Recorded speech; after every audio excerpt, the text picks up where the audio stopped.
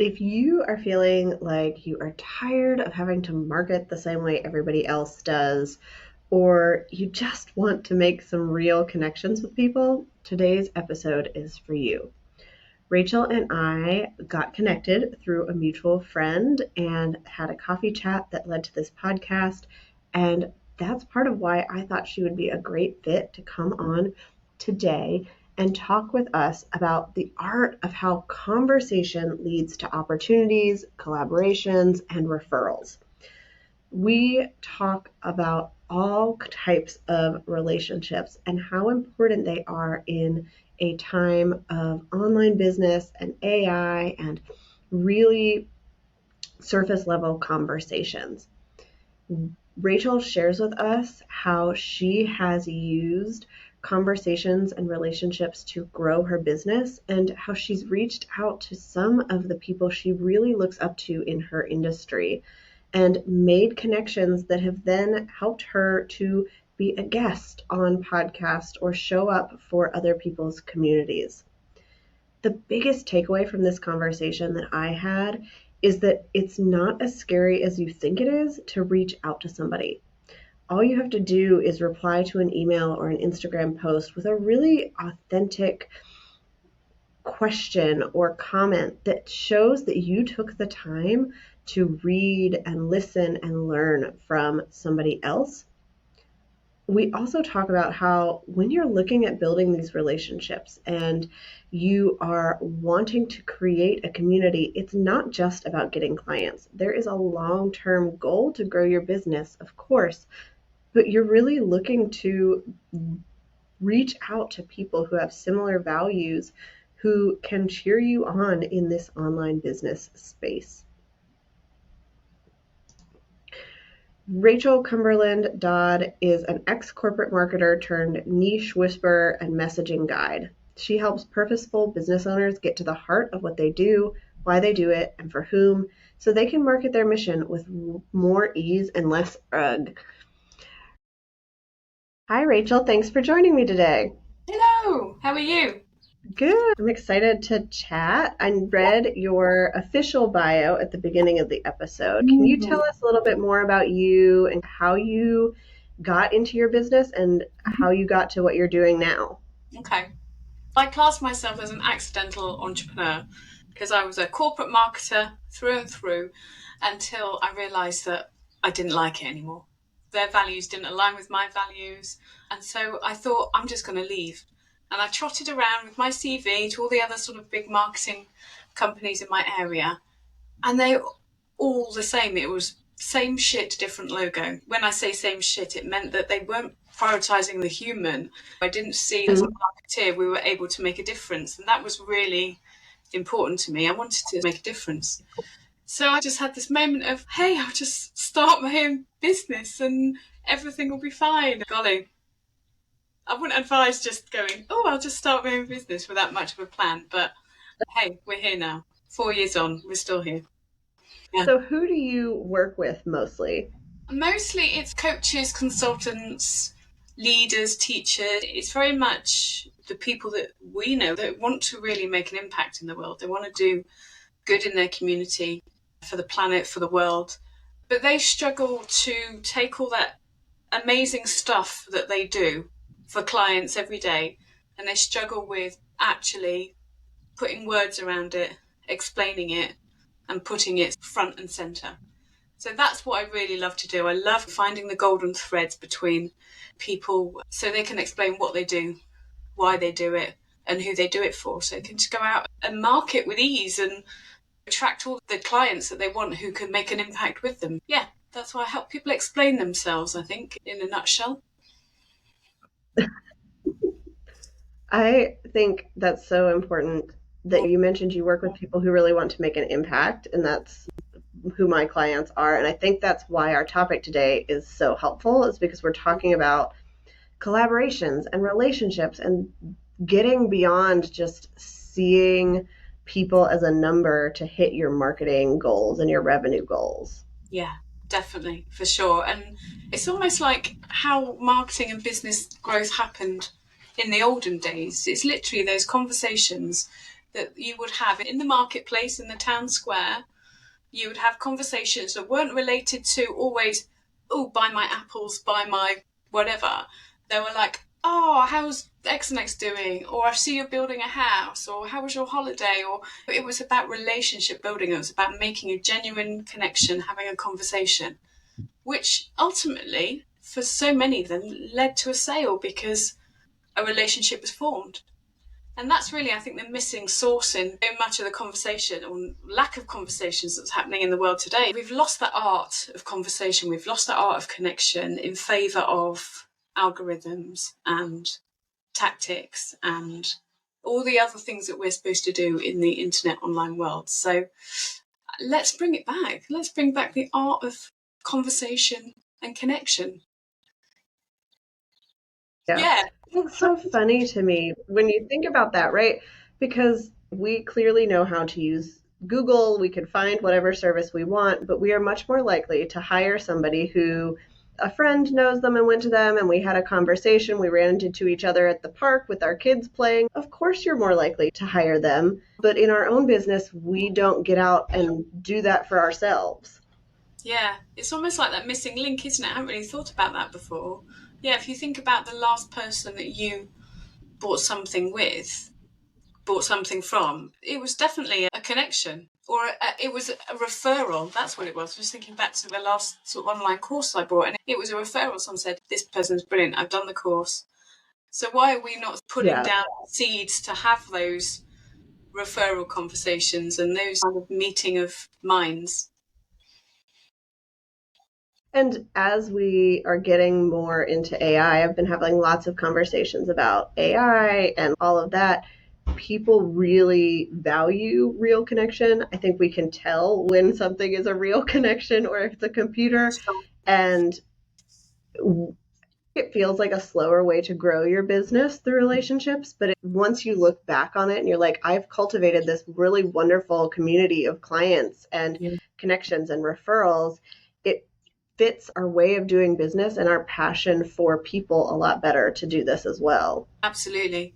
Definitely. I think if we could grow our business by referrals only, by having the right conversations with the right people without going anywhere near social media or slogging out a blog, God, wouldn't that be amazing? Not saying that content's important. I really believe that the art of writing and creating is super important for any business owner. It's almost like the focus is always on social. It's always on the churn, feeding the machine. Let's switch it and let's start putting some focus on actually being more intentional about having conversations with people and the right people. So, how do you figure out who those right people are to connect with? Yeah, definitely. We'll get into the juice. So I think the first thing for me that's really important is to check your intention. So it's very easy to start having conversations with people and think, oh, I want to get clients. This is what I'm doing it for. To take all those things that we're used to on the internet, like posting stuff to get engagement and feedback, and transfer that over to the art of conversations. And that almost is the death knell. That kills anything. So I think the first thing is really to lay in and check your intention. What am I doing this for? And the bottom line is you are not doing this to get sales. Not saying that sales don't happen. I've got bags of evidence they do. But you can smell when someone's being transactional about a relationship or transactional about a conversation as opposed to just being open and just saying hello for the sake of it. So firstly, I'll definitely check your intention. And when I started doing this, I was just like, what is my intention? What do I want this to do? So firstly, I was entering into this world of marketing, which was very different from my corporate marketing. This new world I was entering in was talking about ethical, conscious marketing. And I had no idea how to do that because I've come from corporate land. I was thinking I need to learn from those people who are amazing at this. I need to learn some marketing tactics from these amazing people who are doing it in the way that I want to do it. And then I thought, you know what? The other thing I really miss is collaborating. So again, in the corporate world, I had a big team. There was loads of people around us and we'd share ideas and create together. And I bloody missed that, really missed that. So I thought, I want to collaborate. I want to do things like this, have conversations with people I admire. And then I thought, the other thing I want to do is have referrals. So I want to be able to be that person that says, I can help. I know this amazing website designer. There she is. There's her details. I wanted to be that connector person as well. And really, yes, I wanted people to refer me too. So that's the first port of call, and that's what I'd recommend everyone do. Just think about, what is it you want from these conversations that you're going to have? What's your intention? I really like that you started not with, oh, I'm going to reach out to people who I want to be my clients, but I'm going to reach out to people who I can learn from, who I can contribute to, who are like a mutual good fit, instead of feeling like, oh, all of this has to go into clients and revenue and bottom line, because Yeah. ultimately it's going to get there, but those relationships can be so much more valuable than just one client that comes in the door. Oh, for sure. And I think having rich, fruitful, meaningful conversations with people is super valuable. It helps you shape what you think, or if someone's got a different point of view, they challenge you, you challenge them. Having people that you admire, that you want to learn from or want to collaborate with, who are either challenging you or questioning you or asking you to explain, I think it is just a wonder. And sometimes I come off conversations, coffee dates with people, and I'm thinking, oh God, I'm so tired, I can't have another conversation.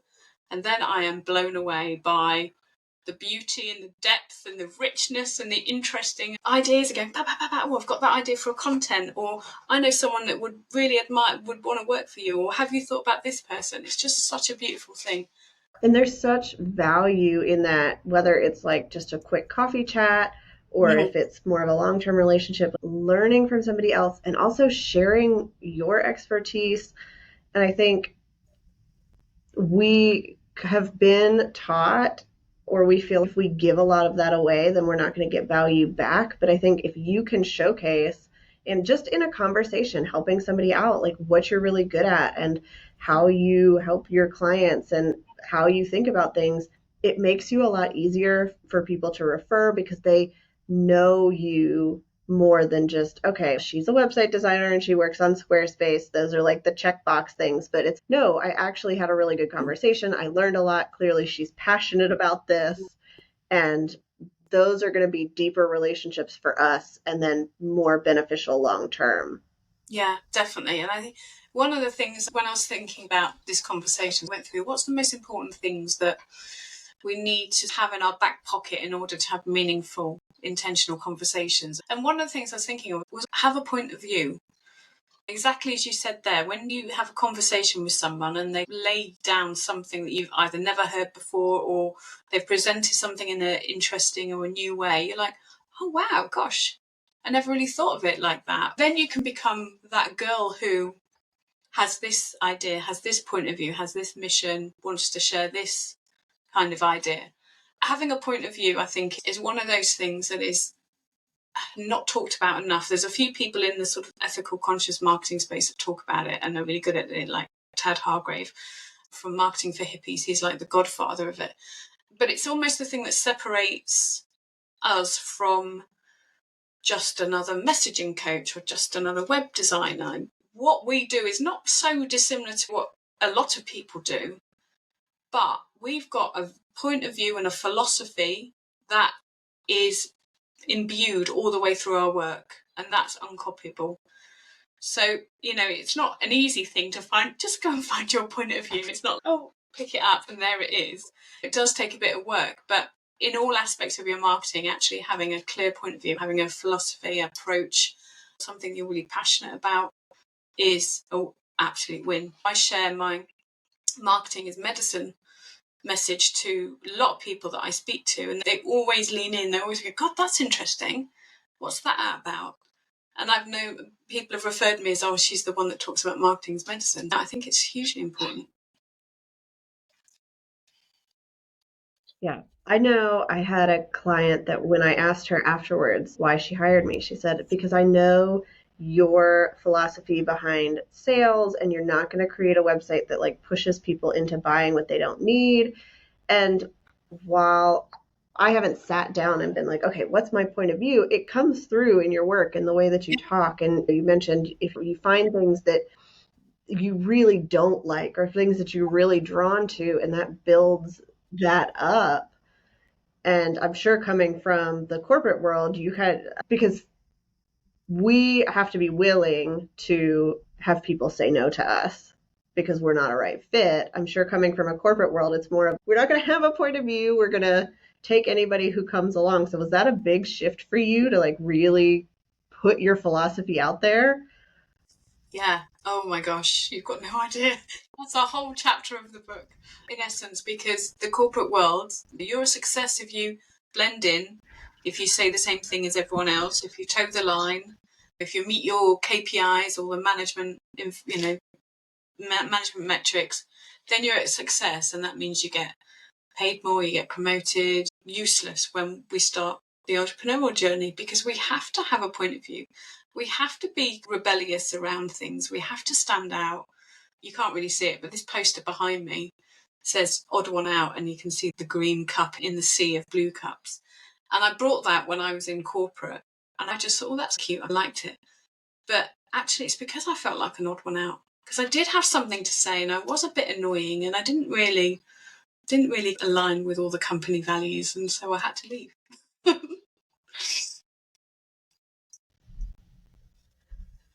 So, as we are looking to grow these relationships and reach out to people and build collaborations and referrals, do you have any tips on how to make that first contact with somebody? And then we can talk about like how we keep those relationships going as well.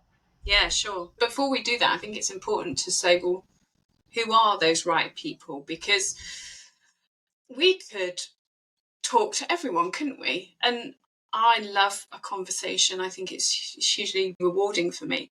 So I guess I could talk to everyone, but actually I haven't got the time to talk to everyone. This is not going to help my business if I talk to everyone.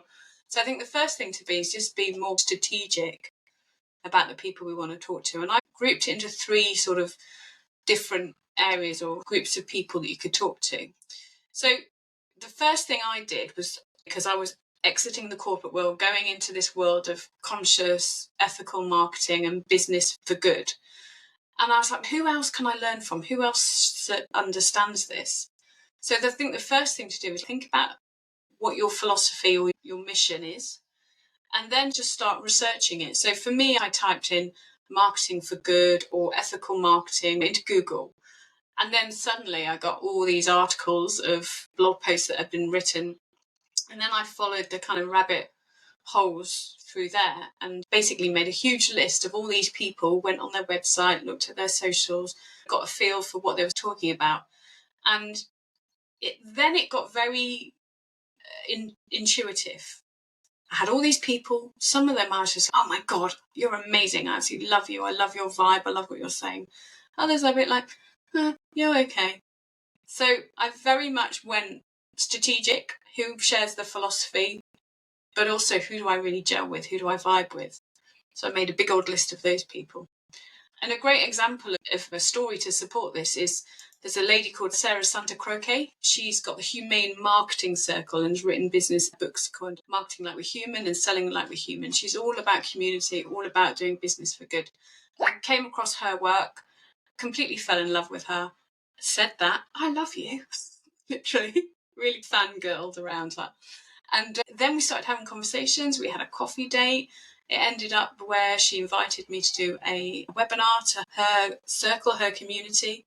And this is the beauty of it. All I did was just go, I really like your work and I want to learn from you. And oh my gosh, I'm so pleased. I basically said, I've just come from corporate marketing and this is so refreshing to hear this. I was very gushing, actually. It's quite embarrassing now when you think about it.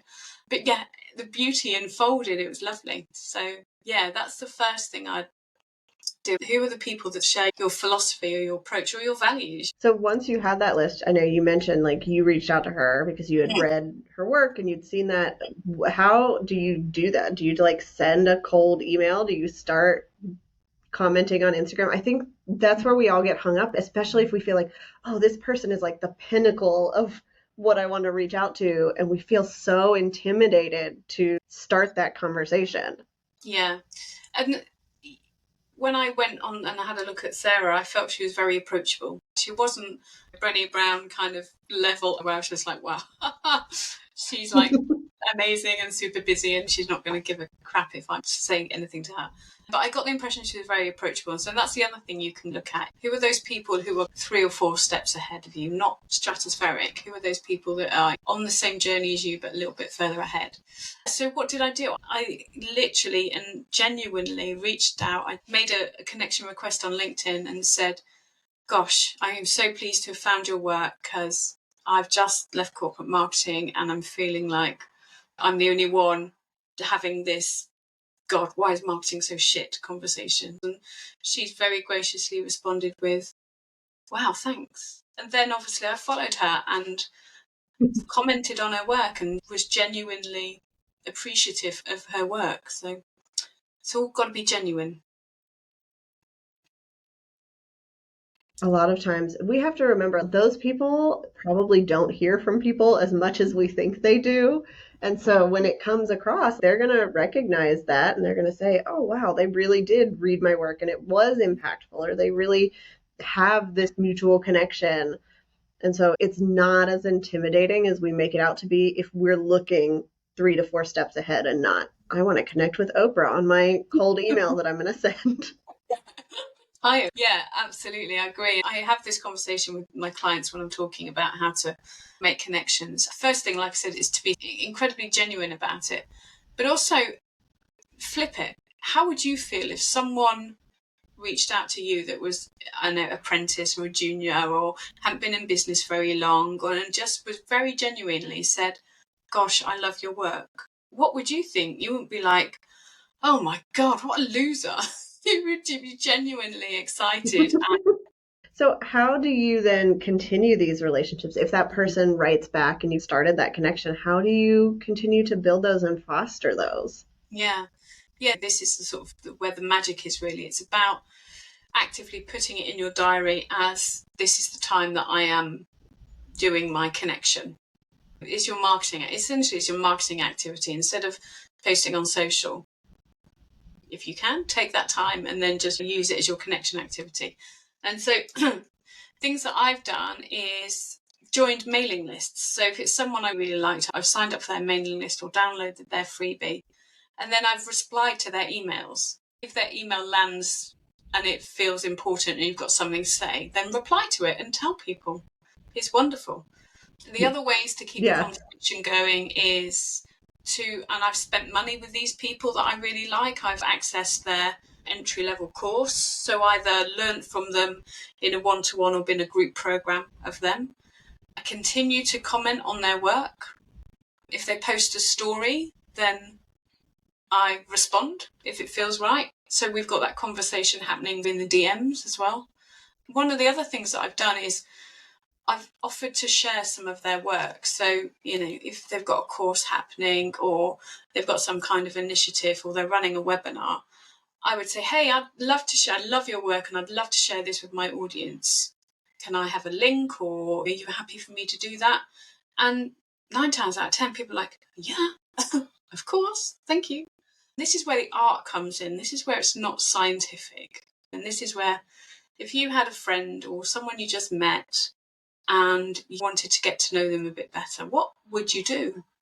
If you saw them on the street, you'd compliment them on their shoes, or you'd send them a message after they'd sent their picture of their holiday on Instagram, go, how was your holiday? And you just be thoughtful and genuine. And I think this is what trips people up. It's almost like they've forgotten how to be thoughtful and genuine online, and it's exactly the same as you treat a relationship offline. There ain't no difference. Yeah, I love the tip about joining somebody's email list because it's an automatic reminder. Their email comes in, oh, that really resonated. And all we have to do is take the time to write a quick 2-sentence reply. I read every email response that I get. I respond to them all. They go into a folder in my inbox. So they are valuable. I've really been trying when I see a friend on Instagram or a connection on Instagram with a post that I'm like, oh, that's really good. instead of just thinking that in my head, I'll do a comment for them because that's going to help them with the algorithm. But it's like just those couple extra seconds can mean a lot to them. And a lot of times we're already there. We're already scrolling social media. So why not hit like on a post? Or you're already reading the email. Why not hit reply and send them something? Yeah, I love that whole putting it in your head instead of just like saying, oh, that was brilliant what they've written. Actually say it. And this is why. It doesn't have to be like bloody revolutionary. It doesn't have to be the most, and you've spent hours on it crafting this perfect message. And I think what the good thing is about when you put a message on Insta, or LinkedIn, or any platform, the other people who are following this person see it. And then you can have a side conversation with someone who, again, might agree and not agree with you. What we need to remember is like attracts like. So if this person that your original poster that you absolutely love and encourage, he is going to have a whole kind of audience of people who feel similar, think similar, do the same, are from the same cloth. Magic can happen on a side conversation as well. That's definitely been my experience. Yeah. And it's good for me to remember too, like, I think we occasionally go into these and we say, oh, I like this person, I want to reach out, but I'm hoping they'll invite me on their podcast, or I'm hoping that there's this outcome. And sometimes that can take years to get to that goal of what you wanted the relationship to be. Yeah. And so we just have to continue to build and reach out and not go in with the expectation of, oh, I'm going to reach out and this person's going to have me on their podcast and I'm going to get 1 million followers and make all this money, because that's not like the genuine reason to reach out. Indeed. Yeah, absolutely. This is not a short-term strategy. This is a long play. This is, you start planting the seeds, and this is all it is. It's about being a gardener and then a farmer. You scatter the seeds and some of them will land on really fertile, rich soil, and some of them won't. Some of them will just get eaten by the birds. And this is why it's almost like a sort of a numbers game. I don't want to bring it back just to numbers because it's about conversation and quality. But I think going in with the expectation of some of the people that I'm going to connect with are just going to send me an emoji and it won't go anywhere else. Others, conversation now is an example of this, isn't it? We had introduced by a mutual friend, had a conversation, talked about our philosophy, and now we're talking about this in a public forum, a podcast. When I looked at your website and wanted to get to know you, I wasn't going, oh, yes, I'm going to be on a podcast one day. It was just like, oh, she's cool.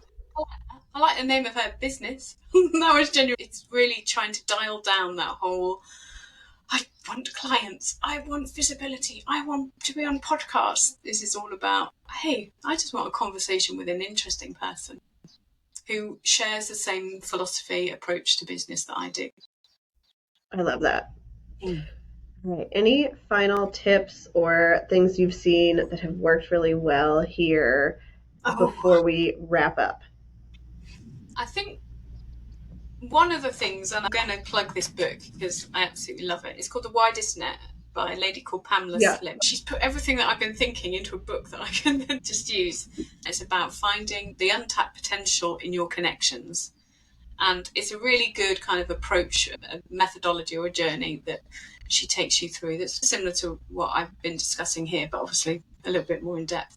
So that's a really good read if someone's interested in this. And a lot of what I've learned has been my own kind of instinct, like I'm just going to chat and see what happens, but also then making it more strategic.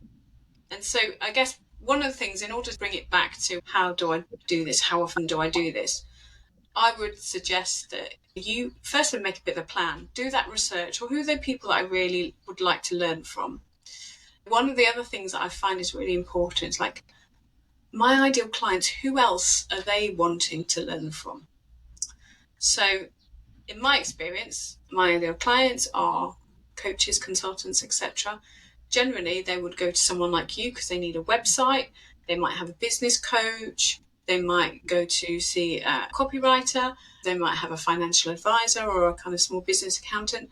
So a really good kind of exercise is to put your client in the middle and think about all the other services that they access, and then make your connections with those services. And then really just make it your mission to reach out to people every day. Do 3 a day. And I guarantee within 2 weeks, your garden will be blooming. Those seeds would have taken root and there will be some green shoots happening. So, yeah, that's my advice. Awesome. Where can people connect with you to learn more about what you do and your approach and how you build these relationships? I'm at feedmarketing.gg and I hang out on LinkedIn mainly, Instagram also, but so much more LinkedIn just because, again, I'm having some great conversations with people there. And I offer free marketing clarity calls that people can take up and come and talk to me about their niche or their messaging, or why is their content not working, or how do they find the people to connect with. And this, again, is back to that because I want to have connections with people. I think offering something free is very rare. There's no strings to it. It's really just me and you having a chat about your work. I'm always up for people who want to jump on a free call with me and have a chat. Awesome. We'll link to all of that in the show notes and people can connect with you. But thank you so much for coming on and chatting about this. Thank you. It was brilliant. Really fun.